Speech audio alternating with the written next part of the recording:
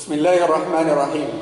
الحمد لله رب العالمين والصلاة والسلام على محمد وآله وأصحابه أجمعين. وذكر فإن الذكرى تنفع المؤمنين. یاد دہانی کراتے رہیے. ریپیٹ کرنا، یاد دہانی کرانا ایمان والوں کو فائدہ پہنچاتا ہے. ناظرین، فہم قرآن کے عنوان سے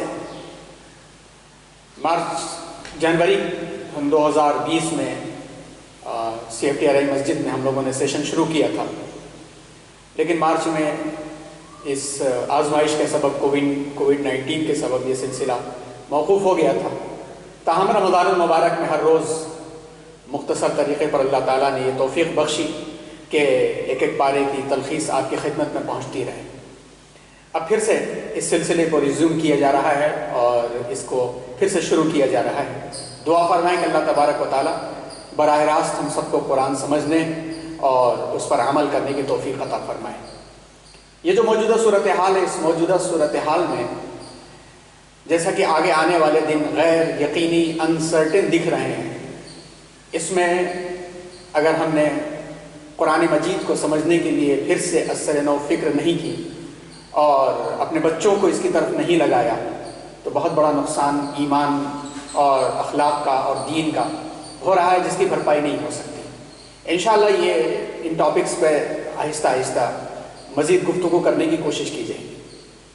آج جو عنوان ہے اس کو شروع کرنے سے پہلے ایک بات ہم عرض کر دیں کہ پہلی بات تو یہ ہے کہ جو یہ ریکارڈنگز ہیں اس میں 15 سے 20 منٹ کا وقت لیا جائے گا تاکہ دیکھنا آسان ہو اور اس پر غور کرنا بھی آسان ہو.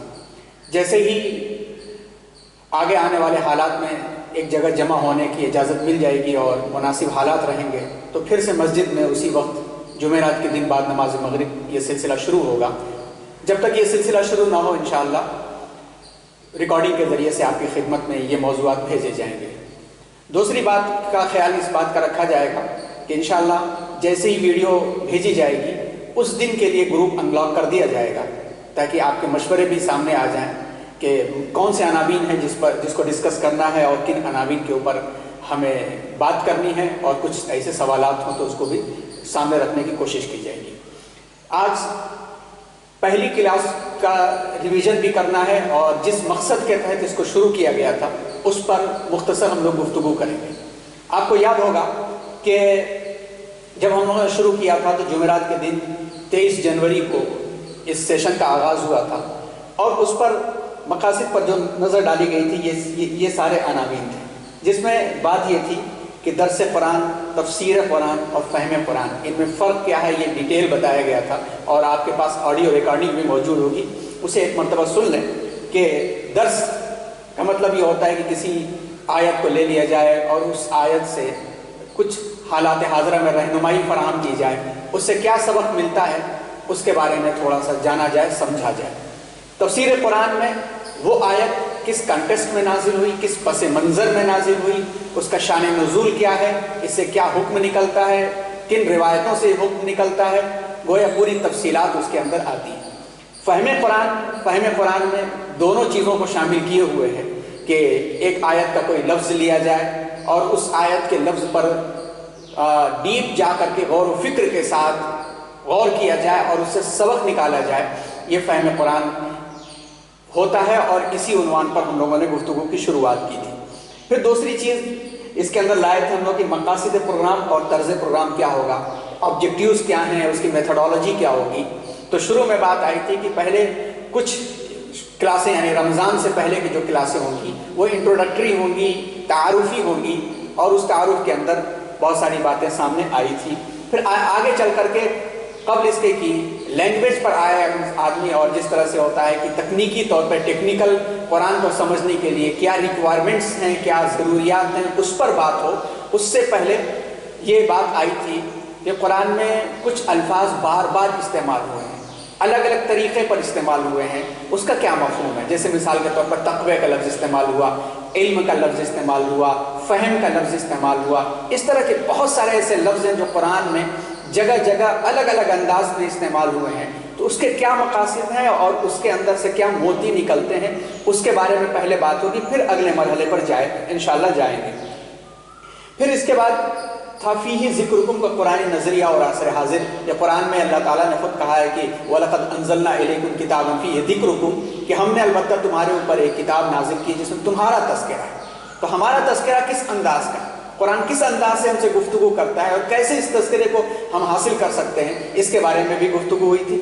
پھر اس کے بعد مقصد بعثت نبوی اور فہم قرآن کے عنوان پر تفصیلی گفتگو ہوئی تھی, اور آج اسی کے اوپر تھوڑی ڈیٹیل پھر سے آپ کے سامنے بیان کی جائے گی تاکہ پھر سے ریکال ہو جائے اور آموختہ ہو جائے کہ قرآن میں اللہ تبارک و تعالیٰ نے 4 مقامات پر اپنے نبی کی بعثت کا تذکرہ فرمایا. سورہ بقرہ میں 2 جگہ, سورہ آل عمران میں 1 جگہ, اور سورہ جمعہ میں 1 جگہ. اور وہ آیت تھی بسم اللہ الرحمن الرحیم هو الذی بعث فی الامیین رسولا منہم یتلو علیہم آیاتہ ویزکیہم ویعلمہم الکتاب والحکمہ, کہ نبی کے مقصد کے بعثت کے 4 مقاصد. ایک تو تلاوت آیات, دوسرا تعلیم کی تزکیہ, تیسرا تعلیم کتاب, چوتھا حکمت کی تعلیم. یہ چاروں چیزیں رمضان میں بھی بیان کی گئیں, اور جو حوالے دیے گئے ہیں اس کو ایک مرتبہ مزید آپ سن لیں اور پڑھ لیں تو سمجھ میں آئے گا کہ نبی کے بعثت کے کیا مقاصد تھے. اسی کو سامنے رکھتے ہوئے قرآن کی فہم کے بھی 4 مراحل ہم نے بیان کیے, اور اس میں سے اشارے بڑے بڑے مفسرین کی کتابوں سے ہم نے لیے ہیں کہ نبی کریم صلی اللہ علیہ وسلم 4 مراحل کے لوگ اور 4 اسٹیجز کے جو لوگ ہیں سب کے لیے معلم ہیں. تو اسی کو سامنے رکھتے ہوئے ہم نے فہم قرآن کے اسٹیجز, اس کے درجات مرادی ہیں, جس پر تھوڑی دیر کے بعد ابھی گفتگو کریں گے. آپ کو یاد ہوگا کہ جب یہ تذکرہ آگے بڑھا تھا تو کسی ایک کلاس میں قرآن مجید میں جو علوم ہیں اس کا تذکرہ ہوا تھا, اور بڑی تفصیل کے ساتھ اس کا تذکرہ ہوا تھا, اور علم الاحکام کے اوپر خاص بات آئی تھی کہ قرآن میں احکام کی جو تعلیم ہے وہ کیا کیا چیزیں ہیں. احکام نظری کیا ہے, جس کو عقیدہ, کلمہ توحید اور کلمے سے متعلق ایمان پر غیب پر ایمان, ایمان مجمل, ایمان مفصل, یہ تفصیلات آئی تھی. احکام عملی کے اندر حقوق اللہ, حقوق العباد, اس کا تفصیلی تذکرہ تھا.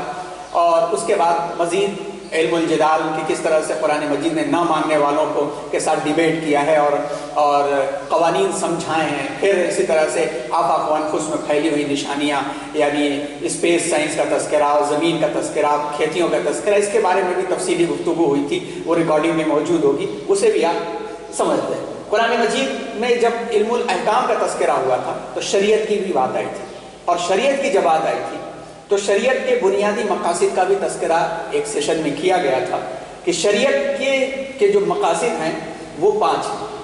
دین کی حفاظت, جان کی حفاظت, عقل کی حفاظت, نسل کی حفاظت, مال کی حفاظت. یہ چاروں مقاصد شریعت کے ہیں جو قرآن مجید میں جگہ جگہ بیان کیے گئے ہیں. اب ظاہر سی بات ہے کہ دین کی حفاظت کو جاننے کے واسطے قرآن اور حدیث سے جڑے ہوئے تمام دینی علوم کو پڑھنا پڑے گا. جان کی حفاظت کے لیے لا بھی آنا چاہیے, میڈیکل بھی آنا چاہیے, اور سیکیورٹی سے جڑے ہوئے جتنے بھی معاملات ہیں, علوم ہیں, وہ آنے چاہیے. عقل کی حفاظت, جب عقل کی بات آتی ہے تو سائیکالوجی آ جاتی ہے, طبیعت کا علم اس کے اندر آ جاتا ہے. نسل کی حفاظت, جتنے بھی سوشل علوم ہیں, سوشل سائنسز ہیں, وہ ہیں, ٹرانزیکشنز ہیں, لین دین ہے, اکنامی ہے, یہ تمام کی تمام چیزیں اس کے اندر آ جاتی ہیں. مال کی حفاظت میں خاص طور پر اکنامی آتی ہے. اسی طرح سے جو فائنانشیل سسٹمز ہیں, اکنامیکل سسٹمز ہیں, یہ سب کے سب آ جاتے ہیں. تو یہ سب کے سب قرآن مجید میں رہنمائی دی گئی ہے جس کا ایکسپینشن حدیث ہے, اور اس حدیث کو حالات کے تقاضے کے تحت سمجھانے کا نام فقہ ہے. اور ہر زمانے میں تقاضے بدلتے ہیں مگر اوریجن ایک ہوتا ہے. آج کے زمانے کے جو تقاضے ہیں, جو آج کے زمانے میں ہیں کہ نئے قسم کے بزنس جو چل رہے ہیں, نئے قسم کے جو علوم آ رہے ہیں, اس کو قرآن سے رہنمائی دے کر کے کیسے ہم سمجھ سکتے ہیں. اس کو سمجھنا ہے تو بیسیکلی جو ہے 4 مرحلے ہمیں سمجھنا اور جاننا ضروری ہے. تو آج کے اس سیشن میں خاص طور پر ان 4 مرحلوں کے اوپر ہم لوگ گفتگو کریں گے. ان 4 مرحلوں کے اوپر ہم لوگ گفتگو کریں گے.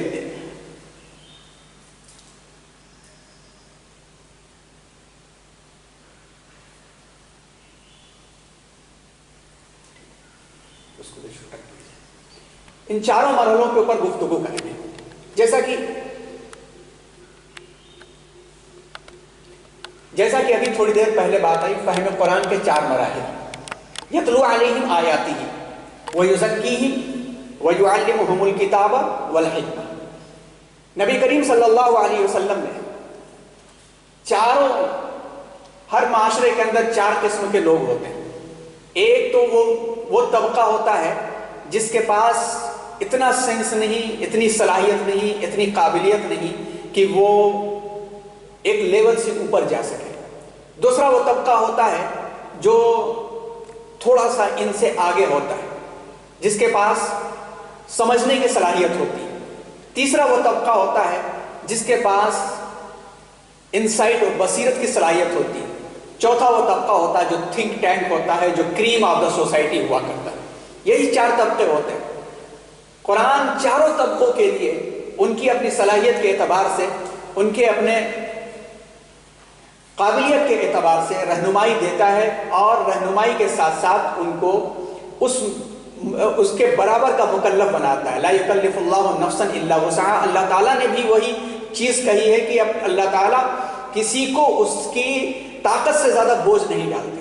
تو قرآن کو سمجھنے کے 4 مراحل میں سب سے پہلا آغاز ہوتا ہے یتلو علیہم آیاتی۔ یہ نبی کا بھی کام، نبی کی بھی ذمہ داری، اور امت مسلمہ کے اوپر یہ حصہ فرض قرار دیا گیا، تلاوت آیات، یعنی قرآن مجید کا ناظرہ پڑھنا۔ اب قرآن مجید کے ناظرہ پڑھنے کے بارے میں کیا بات ہے؟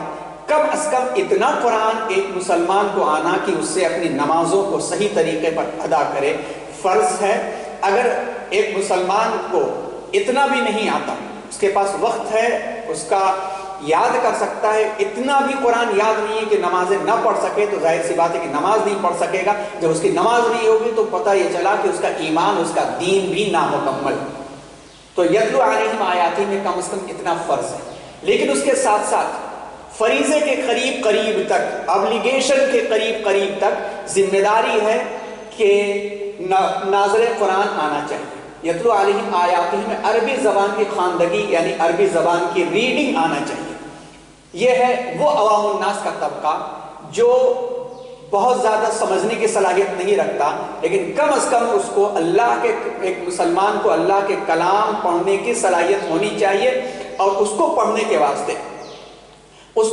واسطے تجوید اور حروف کی صحیح ادائیگی کو بھی جاننا ضروری ہے۔ تجوید میں 2 طرح کی باتیں آتی ہیں، ایک تو تجوید، دوسری ترتیب۔ تجوید کہہ سکتے ہیں کریکٹ پروننسیشن میں۔ کریکٹ پروننسیشن میں کیا کیا ہونا چاہیے؟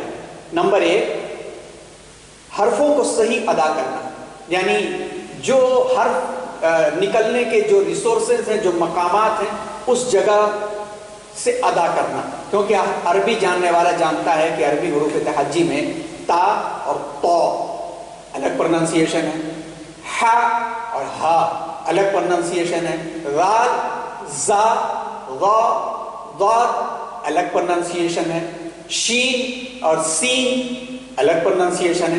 کم از کم اتنا ناظرے کے لیے آنا چاہیے، کیونکہ اگر بعض جگہ پر لفظ کے ایک لیٹر اور ایک حرف کے فرق کے سبب بہت بڑی بڑی غلطیاں ہو جاتی ہیں۔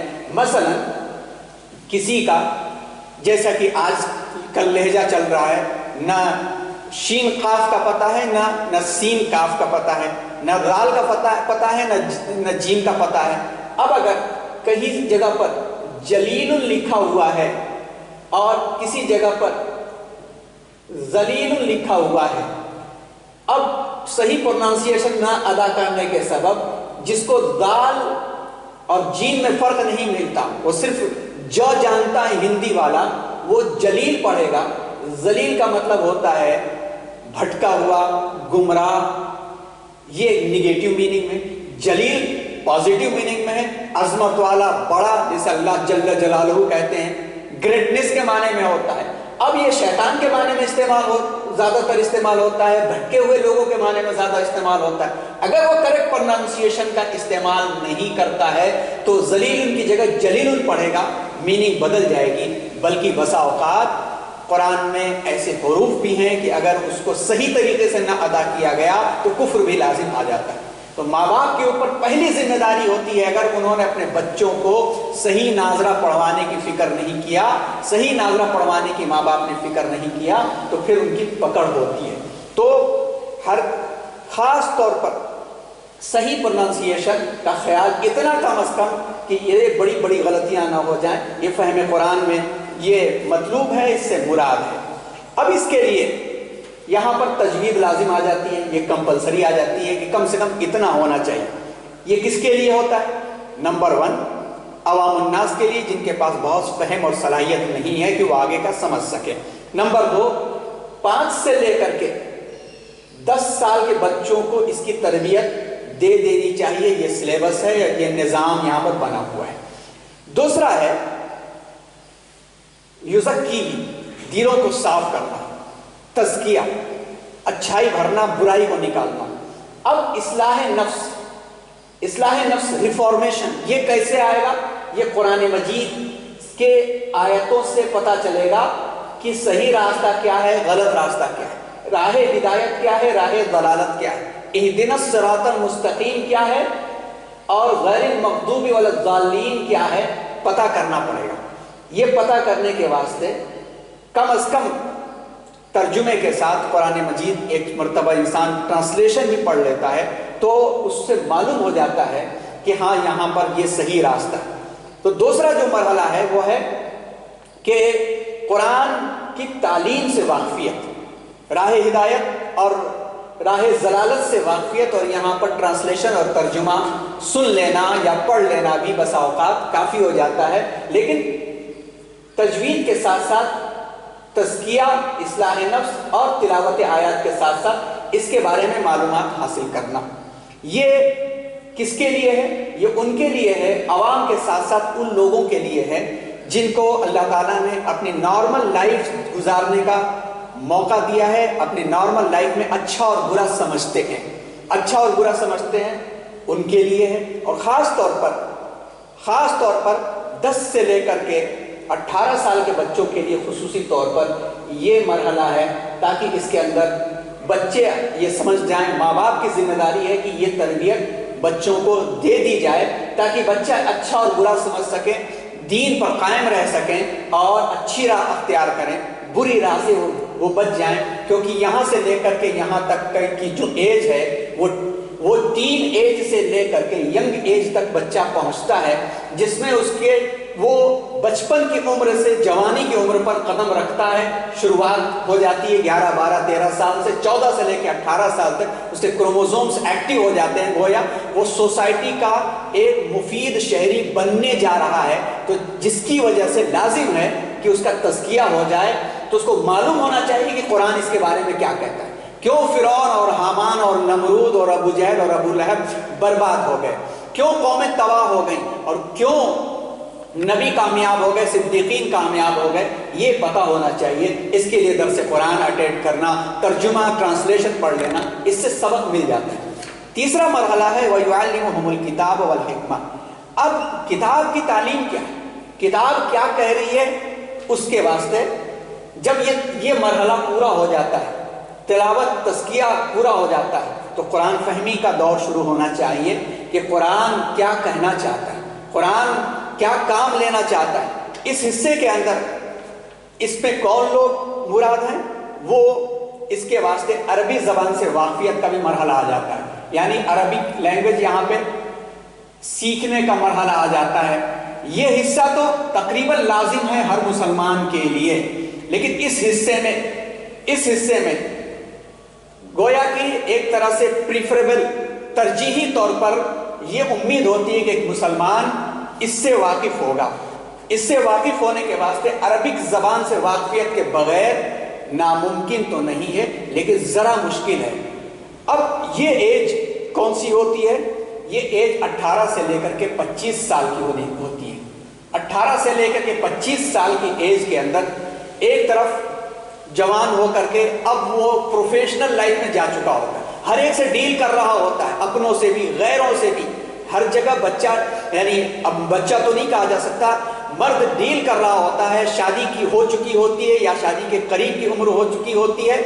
اب اس کو سوسائٹی کا ایک فرد ہے تو اس کو آنا چاہیے کہ اس کا رب اس سے کیا باتیں کر رہا ہے، اس کا رب اس سے کیا کہہ رہا ہے۔ تفسیر کے ذریعے سے یہ معاملہ تھوڑا حل تو ہو سکتا ہے کہ اگر عربی زبان نہیں آتی ہے تو کم از کم ایک آتھینٹک تفسیر کئی ایک دو مرتبہ پڑھ لے کہ وہ آیت پر نظر پڑے تو اس سے کم از کم اس کو مفہوم سمجھ میں آ جائے کہ یہ مجھ سے کہا جا رہا ہے۔ نہیں تو کم اس کو عربی زبان آنی چاہیے کہ اس کا رب کیسے گفتگو کر رہا ہے۔ ترجمہ تفسیر کے اندر یقیناً حق تھوڑا تو ادا ہو جائے گا لیکن پورا حق نہیں ادا ہو سکتا۔ کیوں؟ اس لیے کہ تفسیر لکھنے والا اپنے پیچھے ایک بیک گراؤنڈ رکھتا ہے، تفسیر لکھنے والا اپنے زمانے کے اعتبار سے تفسیر لکھتا ہے۔ 100 سال پہلے جن آیتوں کی تفسیر کی گئی اس وقت تک وہ ڈسکوریز نہیں ہوئی تھی تو وہ باتیں لکھی گئی۔ آج جو ڈسکوری ہو چکی ہے وہ باتیں لکھی جائیں گی۔ تو جو تفسیر انسان پڑھ رہا ہے وہ بیک گراؤنڈ پڑھ رہا ہے، اس میں ڈائریکٹ اللہ تعالیٰ سے جڑنے کے واسطے عربی زبان کا آنا ضروری ہوتا ہے، کیونکہ قرآن جب ہمارے لیے ہے، ہم سے گفتگو کر رہا ہے، ہمارا تذکرہ اس کے اندر ہے، تو اس سے تفسیر سے کام نہیں بنے گا، عربی زبان کا آنا چاہیے۔ جب یہ 3 مرحلے پورے ہو جاتے ہیں، 3 مرحلے جب پورے ہو جاتے ہیں تو چوتھا مرحلہ آتا ہے حکمت کا۔ تب سمجھ میں آتا ہے کہ شریعت کی حکمت کیا ہے، کیوں چور کا ہاتھ کاٹنے کے لیے کہا گیا، کیوں زانی کو سزا دینے کے لیے کہا گیا، کیوں سوسائٹی کے اندر سود اللہ اور رسول سے جنگ قرار دیا گیا، کیوں بت پرستی اور شرک کو حرام قرار دیا گیا، وائی، کیوں؟ یہ سمجھ میں آتا ہے کیونکہ یہ ساری چیزیں پہلے سے ہو چکی ہیں۔ تدبر و تفکر کا ملکہ پیدا ہوتا ہے کہ اللہ نے یہ بات جو کہی ہے تو کیوں کہی ہے۔ افلا ینظرون الی الابل کہا تو کیوں کہا ہے اللہ تعالیٰ نے، افلا یتدبرون القرآن کہا ہے تو کیوں کہا ہے اللہ تعالیٰ نے۔ مقاصد تخلیق، قوانین اسلامی، یہ سارے کے ساری چیزیں آتی ہیں کیونکہ اس وقت تک یہ ساری تربیت ہو چکی ہوتی ہے، اور اس کے بعد کی جو زندگی گزرتی ہے ایک ذمہ دار زندگی گزرتی ہے۔ اس مرحلے پر ایک مرد شوہر بن چکا ہوتا ہے، باپ بن چکا ہوتا ہے، کسی جگہ پہ ذمہ دار بن چکا ہوتا ہے، اس کی 3 حیثیت ہوتی ہے۔ ان تمام حیثیتوں کے ساتھ ساتھ رب کی فرما برداری کے ساتھ زندگی گزارنے کے واسطے اس کو جو لیڈرشپ ملی ہوئی ہے وہ سب قرآن سے پتہ چلتی ہے، اور اس وقت پتہ چلے گی جب یہ مرحلے پورے ہو سکیں گے۔ تو اس پر آپ غور کریں کہ قرآن نے کتنا سائنٹیفکلی انداز سے فہم قرآن کے اسٹیجز ہمارے لیے بیان کیے ہیں۔ جیسا کہ بات بیان کی گئی تلخیص کے طور پر آخر میں پھر سے ہم عرض کر دیتے ہیں کہ اللہ تعالیٰ نے قرآن ہر شخص پر فرض کیا ہے، جیسا کہ سورہ قصص میں اللہ تعالیٰ نے ارشاد خود فرمایا ان الذی فرض علیک القرآن، کہ بے شک وہی ہے جس نے قرآن تمہارے اوپر فرض قرار دیا۔ تو یہ فریضہ ایک دم سے نہیں ہے۔ اب اس ایج میں 25 سال کے بعد کی ایج میں 40 سال 45 سال کی ایج میں بیٹھا ہوا ایک آدمی اعتراض کرے اسلامی قوانین پر اور پیچھے کی چیزیں آتی ہی نہیں اسے ہیں، تو اس کی مثال ایسی ہی ہے کہ وہ میڈیکل میں نہ ایڈمیشن لیا، نہ اس نے فزکس کیمسٹری اور بایولوجی پڑھی، اور ڈائریکٹ جو ہے کسی ڈاکٹر کے پاس 10 دن 15 دن بیٹھ گیا، جا کر کے انجیکشن لگانے کا ڈھنگ آ گیا اور سرجن پر اعتراض کرنے لگا کہ اس کی تھیوری غلط ہے، تو لوگ تو دنیاوی زندگی میں اسے پاگل کہیں گے۔ مگر قرآن اور اسلامی احکامات پر آج نوجوان نسل یہاں تھوڑا ترجمہ پڑھ کر کے کسی درس میں بیٹھ کر کے اعتراض کرتی ہے تو اس کو لوگ کیوں نہیں کہتے؟ یقینی بات ہے کہ یہ مرحلے پورے کرنے پڑتے ہیں، بغیر مرحلے کے، بغیر کسی ٹریننگ کے کوئی آگے بڑھتا نہیں ہے۔ تو اللہ تعالیٰ نے نبی کی بعثت میں یہ چیزیں بیان کی ہیں۔ تلخیص کے طور پر ہماری جو ذمہ داری ہے ایک باپ کی حیثیت سے اور خود اپنے ذمہ دار ہونے کی حیثیت سے، پہلے عربی زبان کی ریڈنگ آنا چاہیے۔ کیسے؟ کریکٹ پروننسیشن سے۔ آج اسپوکن انگلش بھی سکھائی جاتی ہے، تو جب تک برٹش لہجہ کوئی شخص سیکھ نہ لے، اس کی زبان، اس کا پروننسیشن، اس کا ٹون برابر نہیں سمجھا جاتا، تو کیسے ممکن ہے کہ علی بیتے سے جیم خے پڑھ دیا اور یہ سمجھے کہ ہم قرآن پڑھ گئے؟ غلط ہے، صحیح کرنا پڑے گا۔ نمبر 2، اصلاح نفس کے واسطے قرآن نے کیا راہ ہدایت دی ہے، ضلالت سے بچنے کے لیے کیا کہا ہے، یہ ہمیں کرنا پڑے گا۔ یہاں پر یقیناً کسی کی سرپرستی میں ترجمہ پڑھا جا سکتا ہے، ترجمے سے بھی ہمیں رہنمائی مل جائے گی، لیکن قرآن کا علم حاصل کیے بغیر کس کانٹیکسٹ میں یہ آیت نازل ہوئی، کیوں نازل ہوئی ہے، اور اس کے بغیر ہمیں صحیح قرآن فہمی کا علم حاصل نہیں ہو سکتا. یہ دو طریقے سے حاصل ہوتا ہے، کم از کم آتھینٹک تفسیر کو ڈائریکٹ پڑھنے سے، اور سب سے بہتر عربی زبان اور عربی زبان کے ساتھ ساتھ یہاں پر ایک بات اور ایڈ کر لی جائے کہ قرآن کو سمجھنے کے واسطے عربی زبان کے ساتھ ساتھ حدیث، سنت، سیرت اور صحابہ کی زندگی کے صحابہ نے قرآن کو کیسے سمجھا اور کیسے پڑھتا ہے، اس کو جاننا پڑتا ہے. جب یہ جان لیتا ہے ایک شخص، تب حکمت کا دروازہ اس کے سامنے کھلتا ہے اور ان تمام چیزوں پر اس کی زندگی گزرتی ہے. آئیے اسی مقصد کے تحت ہم آگے بڑھیں اور آگے انشاءاللہ اسی مرحلے سے چلنے کی کوشش کی جائے گی. ابھی صرف ذہن سازی کی جا رہی ہے کہ یہ مراحل کیا ہیں. انشاءاللہ اگلے ہفتے اس کے بارے میں آپ سے مشورہ بھی کیا جائے گا. درخواست ہے خود دیکھیں اسے، اور دیکھ کر کے جب لنک لاک کھولا جائے گروپ کا تو اس میں آپ مشورے اپنی عنایت فرمائیں. اگر کچھ پرسنل مشورہ دینا چاہتے ہیں تو پرسنل نمبر پر مشورہ بھیج دیں تاکہ اگلی کلاس سے اس کو شامل کیا جا سکے. امید ہے کہ اللہ تبارک و تعالی ہم سب کو اس نسبت سے قبول بھی فرما لے. جو کمیاں پیچھے ہو گئی ہیں اسے اب پورا کرنے کے لیے ہمیں توفیق عطا فرما دیں، موقع عطا فرما دیں، اور دعا فرمائیں کہ اللہ تعالیٰ کہنے والے کو بھی عمل کی توفیق عطا فرمائے، زبان میں تاثیر عطا فرمائے، اور جو کچھ زیادتی ہو جائے اسے صحیح کر کے صحیح طریقے سے پیش کرنے کی توفیق عطا فرمائے. آمین. وآخر دعوانا الحمدللہ رب العالمین. شکریہ. جزاک اللہ.